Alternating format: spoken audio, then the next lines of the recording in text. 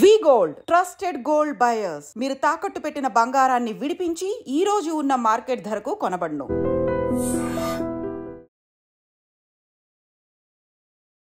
అందరికీ నమస్కారం. నేను Swaroopa Potlapalli. Welcome to trending topic. Hydraa effect Hyderabad మీద ఎలా ఉంది? హైడ్రా ఏర్పాటు అయిన తర్వాత రియల్ ఎస్టేట్ రంగం ఏమైనా కుదేలైందా? ప్రస్తుతం నాతో పాటు real estate adviser Nandi Rameshwararao గారు ఉన్నారు. ఆయనతో మాట్లాడి రియల్ ఎస్టేట్ కి సంబంధించిన అనేక విషయాలను తెలుసుకుందాం. సార్ నమస్తే. నమస్తే. హైడ్రా ఏర్పాటు అనేది, హైడ్రా పనితీరు అనేది హైదరాబాద్ రియల్ ఎస్టేట్ మీద ఎలాంటి ప్రభావం చూపిస్తోంది? హైడ్రా అనేది హైడ్రామా నా ప్రకారం. ఎందుకంటే హైడ్రా ఉద్దేశం మంచిదే, కానీ కొద్దిగా తొందరపాటు పడారని పబ్లిక్లో టాక్. నా ఒపీనియన్ కాదు, పబ్లిక్ ఒపీనియన్. ఎందుకంటే తెలంగాణ ఇచ్చేటప్పుడు మన రాష్ట్రం సపరేట్ అంటే తెలంగాణ ఇవ్వడం తప్పు అన్నది, ఇచ్చే విధానం తప్పు. హైడ్రా పెట్టడం అయితే తప్పు. It's positive intention by the state leader and rest of the thing. And ఆ పొజిషన్లో ఏమైనా పెట్టారంటే ఐపీఎస్ ఏవి రంగనాథ్ గారిని పెట్టారు. ఆయనకి ఏ డిపార్ట్మెంట్ ఇచ్చినా ముగ్గురు నలుగురు ఐపీఎస్ ఉన్నారు, సివి ఆనంద్ గారు, శ్రీనివాస్ రెడ్డి గారు, ఇట్లా వాళ్ళకి ఏ డిపార్ట్మెంట్ ఇచ్చినా ఆ డిపార్ట్మెంట్ మొత్తం ఆ బౌండరీ ఏర్పరచుకుంటారు. ఆ బౌండరీలో ఇంకెవరు వెళ్ళలేరు, వాళ్ళు చెప్పిందే ఫాలో అవుతారు. చాలా దే ఆర్ వెరీ కమిటెడ్ అనొచ్చు.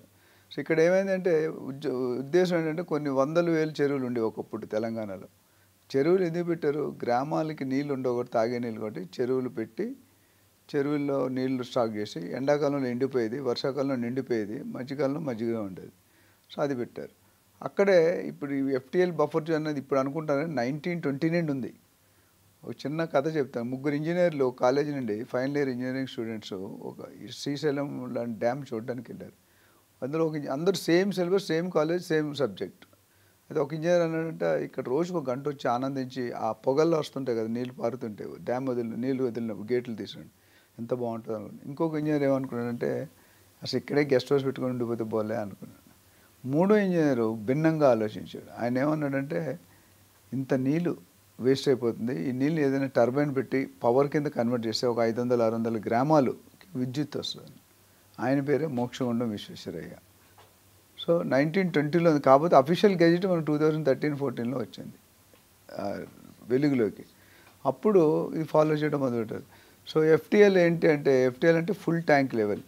చెరువు ఇలా ఉంటుంది, చెరువులో నీళ్ళు నిండిపోయాక కొంతవరకు ఎక్స్టెండ్ అవుతుంది వెట్ ఏరియా. ఇప్పుడు సముద్రంలో మీరు నిల్చున్నారు అనుకోండి, నీళ్ళు వచ్చి మళ్ళీ వెళ్ళిపోతాయి. ఆ నీళ్ళు వచ్చిన వెట్ ఏరియా ఉంటుంది కదా, అలాగే ఈ చెరువు నిండిపోయిన పొంగిపోతే ఆ వెట్ ఏరియాని ఎఫ్టీఎల్ అంటారు. అంటే ట్యాంక్ నిండిపోయాక ఓవర్ఫ్లో అయ్యేది.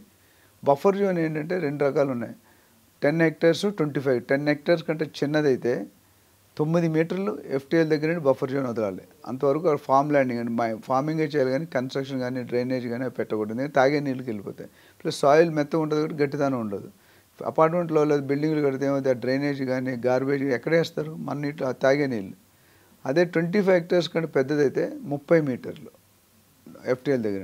అంత దూరంలో ఏం కట్టకూడదు. ఇప్పుడు మన ఎన్కన్వెన్షన్ కట్టినప్పుడు ఈ రెండిట్లో ఉంది అది ఎఫ్టీఎల్ బఫర్ జోన్. ఇందులో కొద్దిగా అందులో కొద్దిగా కన్స్ట్రక్షన్ చేసిన పాటు, మిగతాది రూల్స్ పాటు పార్కింగ్ అది ప్రాబ్లం లేదు.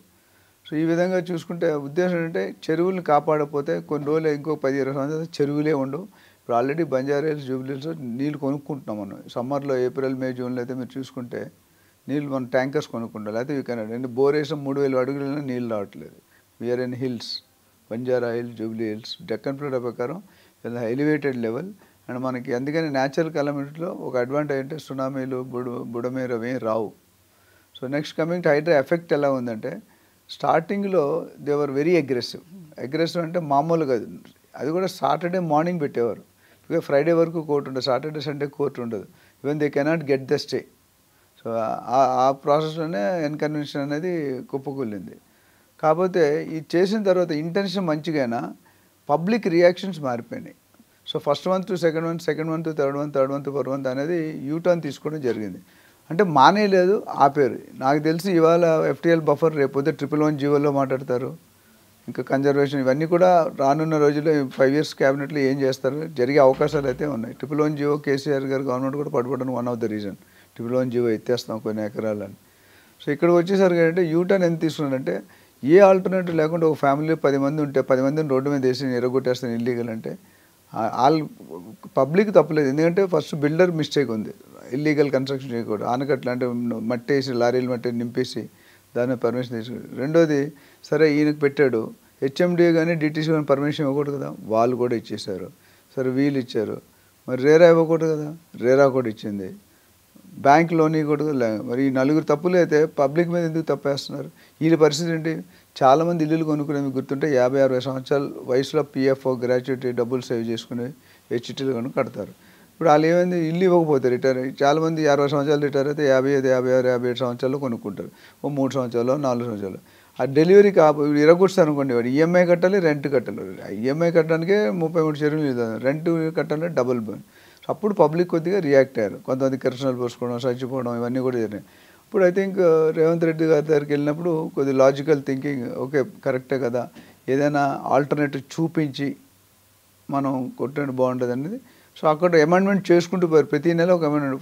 ఫర్ ఎగ్జాంపుల్ అమెండ్మెంట్ ఏమొచ్చిందంటే, సడన్గా మీరు సాటర్డే పూట నోటీసులు ఇవ్వకుండా కుప్పగొలిస్తే ఇబ్బంది, నోటీసులు ఇవ్వండి, ఓ 30 days టైం ఇవ్వండి అన్నారు. అందులో educational institutions, hospitals, colleges exams, ఎందుకంటే ఫైనాన్స్ పిల్లల కెరియర్తో ఇవ్వండి. ఇప్పుడు సపోజ్ అకాడమిక్ ఇరిపోతే ఎవరు ఇస్తారు? కొన్ని ల్యాక్స్ ఆఫ్ స్టూడెంట్స్ ఉన్నారు మన దగ్గర. అక్కడ ఇంకోటి ఏమన్నారంటే, నెక్స్ట్ ఏమో ఆల్రెడీ డిటీసీబీ, హెచ్ఎండిఏ, రేరా బ్యాంకులో నుండి వాళ్ళు ఉంటుంటే వాళ్ళని వదిలేసేయండి అన్నారు. అండర్ కన్స్ట్రక్షన్ ఉంటే కొలగొట్టండి అన్నారు. ఇంకో ఆల్టర్నేటివ్ ఏం చేస్తారు, ఇరగొట్టిన వాళ్ళకి ఆల్టర్నేటివ్గా డబుల్ బెడ్రూమ్ ఫ్లాట్స్ కట్టున్నాయి కేసీఆర్ గారు గవర్నమెంట్లో. అది ఆల్టర్నేటివ్. లేదంటే ఒక 1000 ఎకరాల జాగా ఎక్కడ ఐడెంటిఫై చేశారు, దాంట్లో ప్లాట్లు ఇస్తాం, కట్టిస్తాం, లేదా కట్టుకోవడానికి డబ్బులు ఇస్తాం. దీనివల్ల కొద్దిగా అమెండ్మెంట్స్ వల్ల పర్పస్ మంచిగా ఫస్ట్ కొద్దిగా వ్యతిరేకత ఉండేది, ఇప్పుడు కొద్దిగా సాధ్యమైనది. నెక్స్ట్ ఇంకేంటంటే రియల్ ఎస్టేట్ మీద ఇంపాక్ట్. రియల్ ఎస్టేట్ మీద ఇంపాక్ట్ డెఫినెట్గా ఉందండి. ఎందుకంటే బిల్డర్స్ మనసులోనే కాకుండా బయ్యర్స్, ఇన్వెస్టర్ గుండెల్లో రైలు పరిగెడుతుంది. ఎప్పుడు ఏమవుతుందో తెలియదు. కొనుక్కుంటే అది ఎఫ్టీఎల్లో ఉందా, బఫర్ జోన్లో ఉందా ఎవరికీ తెలియదు. ఎందుకంటే ఇన్ని 4 డిపార్ట్మెంట్, 4 గవర్నమెంట్ అధికారులు పర్మిషన్ ఇచ్చాక మనం ఎలా ఇంకెవరు నమ్ముతాం? ఫస్ట్ పనిష్మెంట్ ఇస్తే పర్మిషన్ ఇచ్చిన వాళ్ళు పెట్టాలి. ప్లస్ వీళ్ళకి ఆల్టర్నేటివ్ చూపించి రోడ్ మీద పెట్టేస్తే మీ ఓటర్సే మీకు ఓట్లు వేసి గెలిపించారు, వాళ్ళే మళ్ళీ డిఫరెంట్ ఆల్టర్నేటివ్ థింకింగ్ చూసుకుంటారు. ఇవన్నీ చూసుకుంటే రియల్ ఎస్టేట్లో కొద్దిగా ఫస్ట్ హైడ్రా పెట్టిన 3-4 నెలలు బాగానే ఇంపాక్ట్ అయింది. వన్స్ ఇట్ స్లో డౌన్ అయినా ఆ ఇంపాక్ట్ అనేది ఇంకా పోలేదు. ఒక కాగితం మీద బ్లాక్ పెన్సిల్తో మచ్చ పెట్టి మీరు చెరిపిన మచ్చ కనిపిస్తున్నాడు, ఎంత చెరిపినా అట్లా అయిపోయిందండి. వీళ్ళు ఎంత అమెండ్మెంట్ చేసినా భయం మాత్రం పోలేదు. ఫియర్ ఆఫ్ సైకాలజీ లేదా సైకోలాగా ఉండిపోయిందండి. ఎప్పుడు ఏమవుతుందండి, రాత్రి నిద్రలో లేపి కూడా ఆలోచిస్తున్నారు. నన్ను కొనుక్కోవాలంటే కూడా డబ్బులు కొనట్లేదు ఎవరు, వెయిట్ అండ్ వాచ్లో ఉన్నారు. రేవంత్ రెడ్డి గారు గవర్నమెంట్ వచ్చాక ఫస్ట్ 6-7 నెలలు స్కీమ్స్ మీద ఫోకస్ చేశారు. సో రియల్ ఎస్టేట్ అనేది ఇప్పుడు మొన్న నవంబర్, డిసెంబర్ నుండి కొద్దిగా పికప్ అయింది. 100% పికప్ అవ్వలేదు, పికప్ అయింది. బట్ ఫుల్ స్వింగ్ రావడానికి ఇంకొద్ది టైం పడుతుంది. ఓవరాల్గా చూసుకుంటే ఇంపాక్ట్ ఈస్ దేర్. లాస్ట్ చాలామంది నన్ను అడుగుతున్నారంటే ఎఫ్టీఎల్ బఫర్ జోన్ ఎలా కొనుక్కోవాలి. సో మీకు lakes.hmda.gov.in ఒక వెబ్సైట్ ఉంది గవర్నమెంట్ది. ఆ gov.in ఆ వెబ్సైట్లోకి వెళ్తే ఆ లేక్ పేరు, లేక్ ఐడి, విలేజ్, మండల్ అవి పెట్టేస్తే మీకు ఒక చార్ట్ వస్తుంది. ఆ చార్ట్లో క్యాటగరీ మ్యాప్ అని ఉంటుంది. ఆ మ్యాప్లో వెళ్తే అక్కడ రాసి ఉంటుంది ప్రొహిబిటెడ్ జోన్స్, నాన్ ప్రొహిబిటెడ్. అందులో మీ నెంబర్ ఉంటే కనుక మీరు కొనుక్కోకూడదు, లేకపోతే కొనుక్కోవచ్చు. అది పద్ధతి. ఇంకెవరికైనా దీని మీద డౌట్స్ ఉంటే మనకి కాల్ చేయొచ్చు. మీరు అన్నది నిజమే సార్. దిద్దుబాటు చర్యల్లో భాగంగా హైడ్రా దూకుడు తగ్గించినట్టుగా అయితే కనిపిస్తోంది. కానీ మొత్తం మీద ఇప్పుడు జనాల్లో అవేర్నెస్ అయితే వచ్చింది. ఒక ఇల్లు కొనుక్కోవాలంటే, ఒక స్థలం కావచ్చు, లేదంటే అపార్ట్మెంట్లో ఫ్లాట్ కావచ్చు, ఇండిపెండెంట్ హౌస్ ఏదైనా కొనుక్కోవాలనుకున్నా ఇప్పుడు 1కి 10 సార్లు ఆలోచించుకుంటున్నారు. హైడ్రా అయితే ముఖ్యంగా నిద్రలో కూడా కల్లోకి వచ్చేస్తుంది సార్. అయితే ఇప్పుడు ఇలాగా ఇల్లు కొనుక్కోవాలనుకునే వాళ్ళు ఎలాంటి జాగ్రత్తలు తీసుకుంటే మంచిదంటారు? ఇది చాలా పెద్ద సబ్జెక్ట్. నువ్వు 2 నిమిషాలు చెప్పంటున్నావు. ఎందుకంటే ఇక్కడ మెయిన్ ఏంటంటే, ఫస్ట్ నేను చాలా వీడియోస్లో చెప్పాను, you have to appoint a professional real estate agent. 80% problems వాళ్ళకి తెలుస్తాయి. ఇప్పుడు ఆ ఏరియాలో పనిచేసేవారు కాకపోతే మంచి agent. And street broker is different, a professional agent is different. మీరు చూసి ఒక 2-3 ఏజెంట్స్తో మాట్లాడి మంచివాడిని అని ఏం అడగాలి, ఎలా సెలెక్ట్ చేయాలి అని చాలామంది అడుగుతారు. ఎలా సెలెక్ట్ చేయాలి అంతా మాట్లాడినప్పుడు నువ్వు ఎన్ని సంవత్సరాలు ఆ సెగ్మెంట్లో చేస్తున్నావు, ఎన్ని ట్రాన్సాక్షన్ చేసావు, ఏమైనా రిఫరెన్స్ ఇస్తావా, నీ కస్టమర్ 3-4 కస్టమర్స్ రిఫరెన్స్ ఇచ్చావా, రేరా లైసెన్స్ ఉందా లేదా, నీకు అతాపతా ఉందా లేదా, ఆఫీస్ ఉందా, విజిటింగ్ కార్డు ఉందా, టీం ఉన్నారా, ఇవన్నీ కనుక్కుంటే మీకు వెబ్సైట్ ఉందా, వెబ్సైట్లో గూగుల్ రివ్యూస్ ఏమంటున్నారు, మీ గురించి ఏమంటున్నారు, ఇవన్నీ కనుక్కుంటే లాస్ట్ క్వశ్చన్ మీరు నాకు నిన్ను పెట్టుకుంటే వాల్యూ ఎడిషన్ నాకేమి ఇస్తారు, ప్రైస్ నెగోషియేట్ చేస్తారా. ప్రాపర్టీ చూపించడం అనేది ఏజెంట్ పని కాదండి. ప్రాపర్టీ చూపించి రిజిస్ట్రేషన్ దాకా ఉంటే హ్యాండ్ ఓవర్ చేసిన దాకా రియల్టర్ పైన అప్పుడే కమిషన్ ఇవ్వాలి. కమిషన్ ఇవ్వండి, కమిషన్ ఇవ్వడానికి కక్కుర్తి పెడితే మాత్రం నా గరక నా ఘాటుగా అయిపోతుంది. 1% సేవ్ చేసుకుంటే 99% వదులుకుంటారు. రెండోది ప్రీ లాంచ్లో అసలు ఆలోచన కూడా తక్కువ అని చెప్తారు. ఎక్కడైతే డిస్కౌంట్ ఉందో అక్కడ చీటింగ్ ఉంటుంది. ఇప్పుడు సోనీ అనే కంపెనీ ఉంది, నేను బ్రాండ్ అంబాసిడర్, కానీ ఇండియాలో ఎక్కడ కొన్నా ఒకటే రేట్ ఉంటుంది, ఆ మోడల్కి ఒకటే రేట్. కానీ లోకల్ అదర్ కంపెనీస్ ఆ రేట్ మాట్లాడుతుంటారు, 1000 తగ్గించాలా, 5000 తగ్గించాలా, 5%, 10%. మీరు క్లాత్ షాప్స్ ఉన్నాయి, బ్రదర్స్, చవని బ్రదర్స్, రోడ్డు మీద వెళ్తుంటే హోర్డింగ్ ఉంటుంది 50% డిస్కౌంట్ అని. చూసారు ఎప్పుడైనా బోర్డ్స్ రోడ్డు మీద? అవును సార్. అలాగని మీ ఆయన మిమ్మల్ని తీసుకెళ్ళాడు అనుకోండి షాప్, మ్యారేజ్ డే కొంటానని, అక్కడికి వెళ్ళగానే ₹1,00,000 చీర చూపిస్తాడు, 50% డిస్కౌంట్, 50,000. 50,000 పెట్టి నిజంగా మనం కొంటామంటే ఏదైనా అకేషన్ ఉంటే కొంటాం, కానీ రెగ్యులర్గా 5,000, 10,000 కంటే ఎక్కువ పెట్టాం, రైట్? ఇప్పుడు అక్కడికి వెళ్ళి కొనకపోతే ఇంటికి వెళ్ళక ఏమవుతుందో అని తెలుసు, అందుకే కదా ఎవరికైనా. అప్పుడు ఆయన ఏమైందంటే, మేము అక్కడ అప్ టు పెట్టామండి చిన్నది, ఆ మూల మీద మీరు చూడలేదంటాడు. టర్మ్స్ అండ్ కండిషన్స్ అప్లై అని పెడతారు కదా. సో రియల్ ఎస్టేట్ బ్రోచర్లో last right side corner last provision ఉంటుంది, this is a conceptual design and can be change at any time without intimation to the customer. అంటే మనం బ్లాంక్ చెక్ ఇస్తున్నాం. ఇలాంటి అదే డిస్కౌంట్ ఉన్న దగ్గర 1కి 2 సార్లు 100 సార్లు ఆలోచించాలి, రిస్క్ తీసుకోలేదు. ప్రీ లాంచ్ అని పెట్టిందే పేరు మోసానికి, ఎందుకంటే వాళ్ళ డబ్బులు ఉండవు. నాకు ఒక ఆయన వచ్చాడు, యాదగిరిగుట్ట ఒక 25 ఎకరాలు ల్యాండ్ తీసుకొని, సార్ మీ ఫోటో మీ పేరు పెట్టుకొని అమ్ముకుంటాను, మీకు ఇంత అమౌంట్ ఇస్తాను, నేను 1,00,000 ఇస్తానని చెప్పాడు. ఆయన ఎవరో నాకు తెలియదు. నువ్వు రాబాబు అని అడిగా, డాక్యుమెంట్ ఫోటో ఉంటే 5% అమౌంట్ కట్టాడు అండి ఓనర్కి. 25 ఎకరాల భూమికి 5% అమౌంట్ కట్టాడు. 5% అంటే మిగతా అదంతా కస్టమర్స్ దగ్గర నుంచి తీసుకొని వాళ్ళకి పే చేయాలి. జీపీఏ అంటారు, జనరల్ పవర్ ఆఫ్ అటర్నీ తీసుకున్నాడు, ఏజీపీఏ అగ్రిమెంట్ రాసుకొని రైట్స్ తీసుకున్నాడు. లేఅవుట్ వేస్తారు, డిటీసీపీ లేదు, యాదాద్రి లేదు, రేరా లేదు, అవన్నీ లేకుండా అమ్మితే క్రైమ్. రేరా ప్రకారం రేరా పర్మిషన్ లేకుండా ఒక బ్రోచర్ వేసినా, ఒక లేఅవుట్ వేసినా, సేల్ చేసినా, they can be put behind the bars or they can be penalise 10% of the project. 100 కోట్లు అంటే 10 కోట్లు కట్టిపిస్తారు, అంత స్ట్రిక్ట్ ఉంది. సో నేను అన్నాను, ఇవన్నీ ఇంకోసారి రావద్దు. ఇప్పుడు నాకైతే డబ్బులు వస్తాయి, కానీ నా వల్ల 200, 300 కస్టమర్స్ పోతారు కదా, వాళ్ళు వస్తారు, మనకెందుకు, నాకు వద్దని చెప్పి తిట్టి పంపించాను. సో ఇలా అవుతుంటాయి. ఫ్రీలో ఇంకోటి జర్మనీ నుండి ఒక కపుల్ ఫోన్ చేశారు, డెలైట్లో పని చేస్తారు, 4 crores ఫ్లాట్ ఒకటి ఎత్తుక్కున్నారు మంచి ఏరియా కోకాపేటలో. దానికి రేరా రాలేదు, పర్మిషన్ లేవు, వస్తాయి. సో ప్రీ లాంచ్ సో పెట్టి నేను నా దగ్గర కన్సల్ట్ కొనొద్దని చెప్పాను, నాకు చెప్పుకుంటూ కొనేసారు. 1 year అయినా పర్మిషన్ రాలేదు. ఇప్పుడు వాళ్ళు బయటికి రావడానికి 90% కట్టేశారు. నేను జనరల్గా చెప్తాను, బిల్డర్స్ ఎట్లా అంటే కొంతమంది, అందరూ కాదు, మీరు 90% పేమెంట్ కట్టిన దాకా you will get a son in law treatment. ఒక్కసారి 90% కట్టాక 30 daysలో కోడల కంట డాష్ మీకు అర్థమైంది. అందుకనే బీ కేర్ఫుల్. ఇంకోటి ఏంటంటే, ఒకటి ఏజెంట్ పెట్టుకోవడం ఒక పక్క అయితే, రెండో పక్క గవర్నమెంట్ పర్మిషన్స్ ఉన్నాయా, ఈసీ ఉందా, లీగల్ ఒపీనియన్ ఉందా, లింక్ డాక్యుమెంట్స్ ఉన్నాయా, మ్యూటేషన్ ఉందా, బిల్డర్ చేసిన ప్రాజెక్ట్స్ అంతమంది ఏ ప్రాజెక్ట్స్ చేశాడు, ఏ సెగ్మెంట్లో చేశాడు, అక్కడ ఉన్న పాత కస్టమర్స్ ఏమనుకుంటున్నారు, ఎగ్జిస్టింగ్ కస్టమర్స్ ఏమనుకుంటున్నారు, ఎంప్లాయీస్ ఏమనుకుంటున్నారు, సైట్ వాళ్ళకి పిఎఫ్ ఈఎస్ ఏముంది. సైట్ వాళ్ళకి ఎందుకంటే వాళ్ళు పడిపోయి ఏదైనా యాక్సిడెంట్ అయితే చనిపోతే కట్టపోతే సీజ్ చేయాలి ఫ్యాక్టరీ, అంటే మన పని ఆగిపోద్ది. ఇలాంటివన్నీ చూసుకొని last important builder, real owner, sales వాళ్ళు కాదు. సేల్స్ వాళ్ళు మాట వినండి, ఏజెంట్ మాట వినండి. బట్ ఫైనల్లీ మీరు ఒక 5 ప్రాపర్టీలు చూసి ఒక ప్రాపర్టీ ఫైనలైజ్ చేస్తారు. ఆ ఒక్క ప్రాపర్టీ ఖచ్చితంగా మీరు రూపాయి ఇచ్చి అడ్వాన్స్ ఇచ్చే ముందు బిల్డర్ని అపాయింట్మెంట్, మీరు వెళ్ళినప్పుడు కలవడు బిల్డర్, బికాజ్ ఆయన షెడ్యూల్ అనుకుంటుంది, మీ షెడ్యూల్ మీకు ఉంటుంది, నా షెడ్యూల్. బిల్డర్ అపాయింట్మెంట్ తీసుకొని వెళ్ళి 1 గంట సేపు స్పెండ్ చేయండి. మన ఇండియాలో బేసిక్గా ఎస్పెషల్లీ సౌత్ ఇండియాలో ప్రాబ్లం ఏంటంటే 2 కోట్లు ఉంటే కానీ 2 నిమిషాల టైం ఉంటుంది. ఆ టైం లేకపోతే యూఆర్ గాన్. సో బిల్డర్ని కలిసి 1 గంట సేపు మీతో, నేను 1 గంట సేపు మీరు నాతో మాట్లాడితే నా గురించి ఒక 80% గెస్ట్ చేస్తారు కదా, సార్ ఇలాంటి వాడు ఇలా చెప్తారు, సబ్జెక్ట్ బాగోపోతే నెక్స్ట్ టైం పిల్లరు. అట్లా బిల్డర్తో మాట్లాడి ఆయన విజన్ కనుక్కోండి అసలు ఏంటి. కొంతమంది బిల్డర్ మాట్లాడితే క్లియర్ ఇంటర్వ్యూ, నీకు 2 సంవత్సరాలు డబ్బులు ఇస్తాను, ఎట్లా ఇస్తారంటే గవర్నమెంట్ నేషనల్ బ్యాంక్, ఎస్బీఐ కానీ పెద్ద నేషనల్ బ్యాంక్ ఏది వేసుకున్నా 12-13 సంవత్సరాలు అయితే డబుల్ అవుతుంది. 2 సంవత్సరాలు 3 సంవత్సరాలు ఎట్లా ఇస్తారు అంటే definitely it is clear intention. ఒక తల్లిని 9 months బదులు 8 monthsలో డెలివరీ ఇచ్చారనుకోండి, ఆ తల్లికి 1 month వాల్యూ అంటూ తెలుస్తుంది. ఒక స్టూడెంట్ ఒక 1 year ఫెయిల్ అయితే ఆడు 1 year వాల్యూ అంటూ తెలుస్తుంది. పీటీ ఉషాని ఫ్రాక్షన్ ఆఫ్ సెకండ్ అడిగితే పీటీ ఉషా చెప్తుంది ఆ ఫ్రాక్షన్ ఆఫ్ సెకండ్ వాల్యూ అంతా.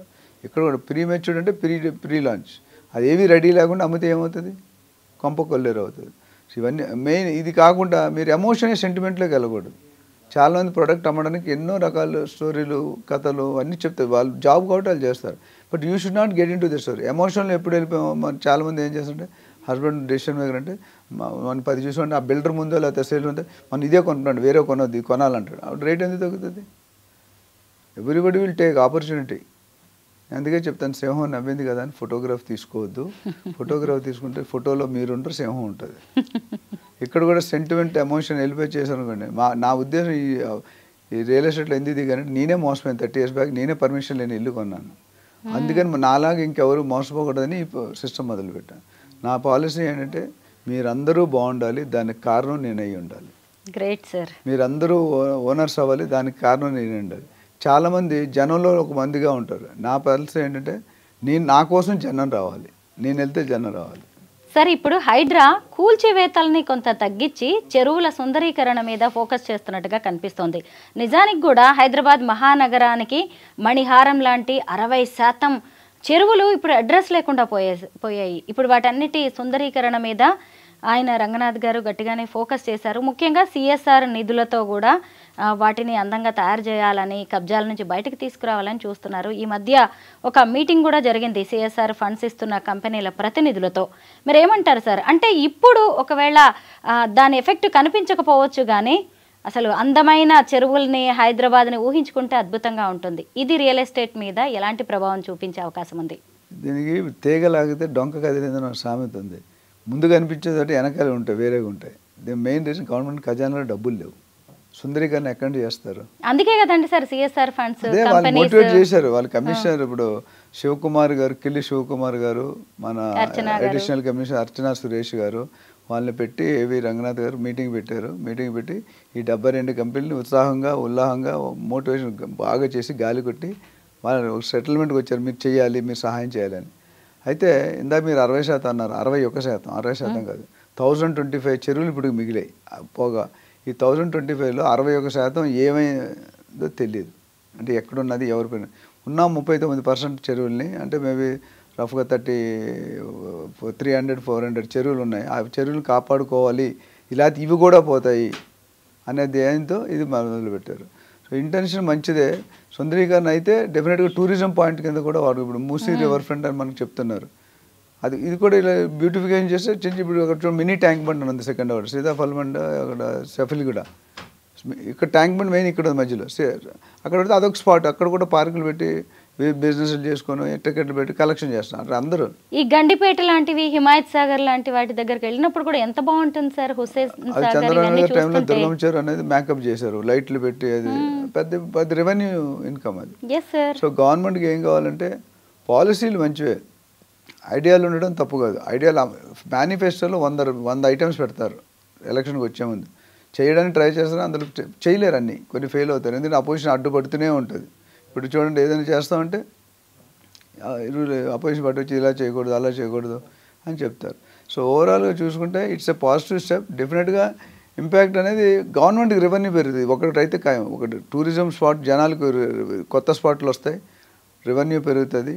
అండ్ సిటీ చూసుకుంటే నేను లాస్ట్ టైం కూడా చెప్పాను, Hyderabad is one of the most best liveable city in the world, not in the country. హైదరాబాద్కు ఉన్న ఫ్యాక్టర్స్ మాట్లాడుకుంటే చాలా మాట్లాడుకోవచ్చు. రైట్ ఫ్రమ్ ఫార్మాసిటీ కానీ, అంటే మెడికల్ కరోనా టైంలో మోర్ దెన్ 60-70% మెడిసిన్ మన దగ్గర నుండి వెళ్ళింది మిగతా ఇంటర్నేషనల్ కంట్రీస్కి. అంత ఫార్మా హబ్ ఉంది, ఐటీ హబ్ ఉంది. ఇప్పుడు ఏఐసిటీ వస్తుంది, ఐజీబీసీ బిల్డింగ్స్, ఎస్సీజెట్స్, special economic zones, corridors, sports city, health city, medical college, R&D, 30,000 ఎకరాల్లో 4 సస్టైనబుల్ సిటీ. ఇవన్నీ నిజంగా వచ్చాయండి. నాకు తెలిసి ఇవన్నీ బాగానే ఉన్నాయి, కానీ చేయడానికి విటమిన్ ఎమ్ కావాలి కదా, అది లేదు. వస్తుంది సార్ సంకల్ప బలంతో. రావడానికి ప్రయత్నిస్తారు, 2 సార్లు దావూస్ అవన్నీ వెళ్ళారు, వచ్చే. కానీ రియల్ ప్రాక్టికల్గా జరిగితే మాత్రం 4 సస్టైనబుల్ ఫేజ్ 1 మొత్తం 30,000 ఎకరాలు అనేది ఒకసారి అవ్వదు. ఫేజ్ 1 వచ్చిన మొత్తం హైదరాబాద్ ఒకటి RRRని ORRని నేను G³ అని చెప్తా, గాడ్ గివెన్ గిఫ్ట్. ORR వచ్చాక హైదరాబాద్ రూపురేఖలే మారిపోయాయి. అటు చెన్నై కానీ, ఇటు ముంబై కానీ, అటు బెంగళూరు కానీ, ఇటు పూణే కానీ, ఏవి కూడా, వైజాగ్ కానీ మనతో కంపారిజనే లేదు. ఎందుకంటే చెన్నై ఉన్నది ECR రోడ్ అని ఉంది, ఈస్ట్ కోస్ట్ రోడ్. ఆ రోడ్ ఒక్కటే ఎక్స్టెండ్, మిగతావన్నీ బంద్. మనకి అలా కాదు, వైజాగ్ ఉంది సీ పోర్ట్, బాంబేకి సీ పోర్ట్, ఛాన్స్ లేవు. మన దానికి అంటే 4 పక్కల ఈస్ట్ వెస్ట్ సౌత్ నార్త్ అన్ని పక్కల కూడా మినిమం 100 కిలోమీటర్ల విస్తరణకి ఆల్రెడీ అయిపోయినాయి. మీరు జడ్చర్ల కానీ, జైరాబాద్ కానీ, వికారాబాద్ కానీ, కడతాల్ అమ్మంగల్ కానీ ఇవన్నీ కూడా వెంచర్స్ అయిపోయినాయి ఆల్రెడీ. అంటే Kadthal is 80-90 kilometres from the main city. అంటే 100 కిలోమీటర్ RRR వచ్చింది డ్రైవ్ టైం సరిపోతుంది. మీరు తెలిసే ఉంటారు, రేవంత్ రెడ్డి గారు సీఎం అయ్యాక అర్బన్, సబర్బన్, రూరల్ ఏరియాని డిక్లేర్ చేస్తారు. Up to ORR it's urban area, ORR to RRR is suburban area. బాగా ఇప్పుడు ORR వరకు మనం కొన్నాం. ఆల్రెడీ రేట్లు బాగా పెరిగిపోయాయి. 1,50,000 2 లక్షలు మనం కొన్నాం. ఇప్పుడు గ్రోత్ కారిడార్ ఏంటంటే ఇన్వెస్ట్మెంట్కి RRR టు ORR మధ్యలో RRRకి 4-5 కిలో అటు కానీ ఇటు కానీ కొనుక్కుంటే మీకు బ్రహ్మాండంగా పెరుగుతుంది రేట్లు అనేది. మీకు 10 times 20 times అప్రిషియేషన్. నా దగ్గర ఒక కమ్యూనిటీ ఆఫ్ పీపుల్ ఉన్నారు, మార్వాడీస్, గుడ్ జ్యువెలర్స్, వీళ్ళందరూ. వాళ్ళు ఏమంటారు తెలుసా, రావు గారు ఎక్కడైతే రోడ్డులు లేవో, ఎక్కడైతే పవర్ లేదో, ఎక్కడైతే డ్రైనేజ్ లేదో, ఎక్కడైతే లైట్లు లేవో, ఎక్కడైతే రోడ్ యాక్సెస్ లేదో అలాంటి జాగాలు చూపించండి అంటారు. మీరు నేను కొంటామా? కొనం. అది ఎక్కడుంటుంది? 100 కిలోమీటర్లో 200 కిలోమీటర్ దూరంలో ఉంటాయి. ఇప్పుడు కొనేస్తారు. కొనేసి ఒక 20 సంవత్సరాలు మాట్లాడు. ఇప్పుడు 10 రూపాయలు 2 రూపాయలు కొంటాడు, అప్పుడు 200 రూపాయలకు అమ్ముతాడు. సో ఎవరైతే దూరదిస్తారు భూమి పెట్టాలంటే సిటీలో ట్రై చేయ ఉండడానికి తప్ప, ఒకవేళ ఇన్వెస్ట్మెంట్ లాంగ్ టర్మ్ అయితే కనుక you should only keep away from the city. ఒకప్పుడు కుక్కటిపల్లి 25 కిలోమీటర్ దూరం అనుకుంటే ఇక్కడ సికింద్రాబాద్ నుండి ఇక్కడ నుండి అక్కడ కొంటున్న బుద్ధి ఉందా? పాగలే క్యాతం అక్కడ కొంటున్నావు. అక్కడ ఏముందని JNT తప్ప ఏముంది అక్కడ? ఏమీ లేదు. బట్ ఈరోజు 2 లక్షలు పెడితే కానీ ల్యాండ్ దొరకట్లేదు. సో ఇప్పుడు కుక్కటిపల్లిలోను, తెల్లాపూర్లోను, కుషాయిగూడలో, దిల్సుఖ్నగర్లో కొనలేదని ఎంతోమంది ఇన్వెస్టర్స్ రిగ్రెట్ చేస్తున్నారు. ఇప్పుడు ఆ రిగ్రెట్ పోకుండా ఉండాలంటే now you start investing. 50 to 100 kilometres వెళ్ళిపోండి, వెళ్ళి తక్కువలో కొనుక్కోండి.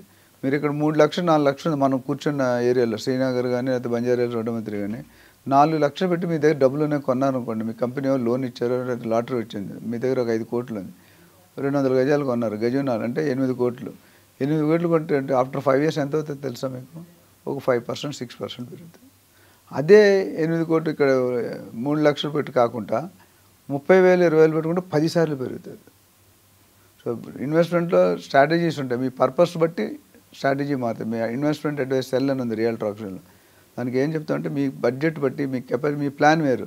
ఇప్పుడు మీ 3 ఫ్రెండ్స్ ఏదైనా హోటల్కి వెళ్ళి పార్టీకి వెళ్ళి ఫుడ్ పాయిజన్ అయింది అనుకోండి, మీ 3 యాంకర్స్, డాక్టర్ వెళ్ళాక మీ 3కి ఒకటే మంది ఇస్తాడా, వేరే వేరే మందులు ఇస్తాడా? వేరువేరుగా ఇస్తారు సార్. ఎందుకు? ఫుడ్ తినేది అదే కదా.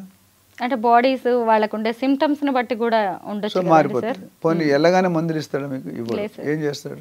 డయాగ్నోసిస్ చేస్తారు. ఇంట్రోగేషన్, నా ప్రకారం ఇంట్రోగేషన్ చేస్తే ఎక్కడ తిన్నావమ్మా, ఎన్ని రోజులు తిన్నావు, ఏ నీళ్ళు తాగావు, ఏ పాలు తాగావు అని అడుగు. అడిగాక మందులు ఇస్తాడా? ఇవ్వడు. టెస్టులు రాస్తాడు.